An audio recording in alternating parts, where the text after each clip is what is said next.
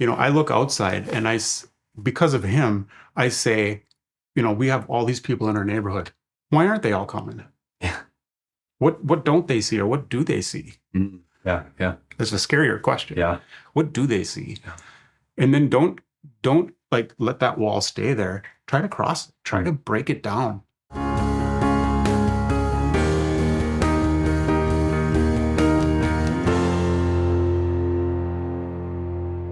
When I was I don't even know how old I was, probably in my 40s. Okay. It was a while ago, 15, 20 years ago. I've always had an interest in like why people don't, I'm a smart guy, I'm a Christian, Okay. but there's people smarter than me that aren't, Yeah. and it's like, and it's just, that whole thing just fascinates me. Like why do different people believe different things? Like we're all smart. We're all working with the same base information. Sure. Right? Yeah. But we come to such drastically different answers. Yeah. Particularly for me, atheists versus Christians, like opposites. Yeah. Right? Sure. So that's always been fascinating to me. But that's always kind of been there. But when I was in my 40s sometime, so 15 or 20 years ago, I ran into a guy, a ministry actually online. It was called Off the Map.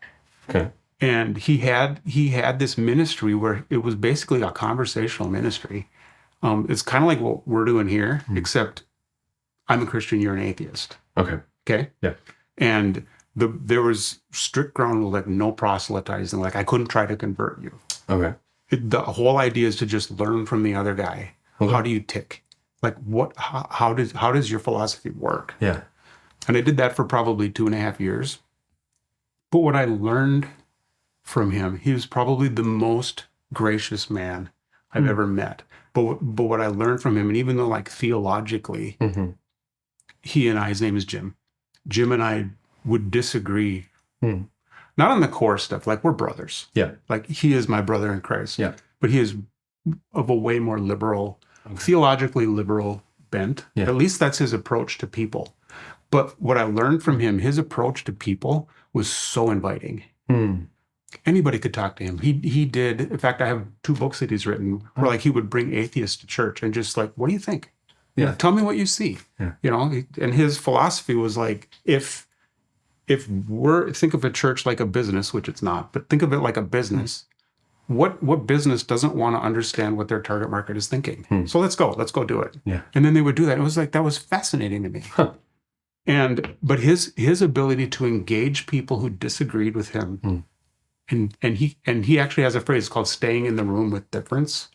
His ability to have like real friendships, like loving friendships with people who are not Christians, or even they even could be against him. He's just like, well, let's talk about it. Let's figure it out. Yeah.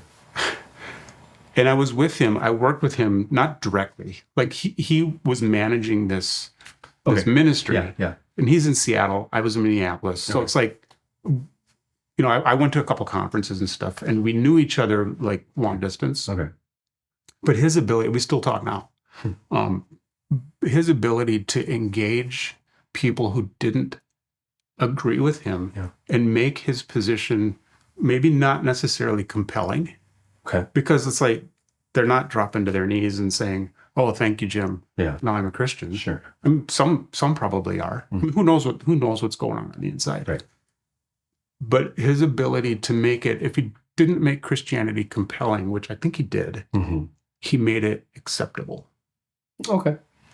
That's a big step. Yeah. There's a lot of people that aren't at that step. Yeah. And that's maybe watching him, the art of doing that, of talking to people who disagree with you, but getting them to at least say, I think you're wrong, but I see what you see. I see why you think that. Yeah. That's a big step for a lot of people. Yeah. And that's kind of where I operate. But so meeting him, he changed. He kind of got me. I've always been a church type. I operate well within the church. I'm comfortable in the church. I like the songs. I like all of it. Yeah. I like the community. Yeah. But I also, my ministry seems to be outside the church because of him. Sure. I look outside and because of him, I say, we have all these people in our neighborhood. Why aren't they all coming? Yeah. What don't they see, or what do they see? Yeah. Yeah. That's a scarier question. Yeah. What do they see? And then don't like let that wall stay there. Try to cross it. Try to break it down. So I learned that from him, and that even though if we sat down and had a biblical discussion, we might come to some secondary differences. Yeah. Yeah. Primary difference, I mean, there is no primary difference. Jesus Christ is Lord. Right. Jesus Christ came to seek and to save the lost. His approach is so gracious. In fact, like I would be accused when I first started doing this, my family, I mean, people thought I was doing the wrong thing, because it's like, but you're not doing any good. You're just leaving them there. Sure, you're talking to them, but then you're leaving them in their sin. Well, what else am I supposed to do? Yeah. Right? I can't change someone's heart. Yeah. All I can do is it's my job to make Christianity palatable. Yeah, sure. You may still spit it out. Mm-hmm. I would say most probably, you know what? I'm not the only person in their life.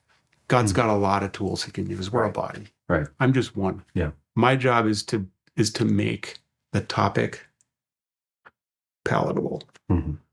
I still I don't see it. I see it. I don't believe you. Yeah.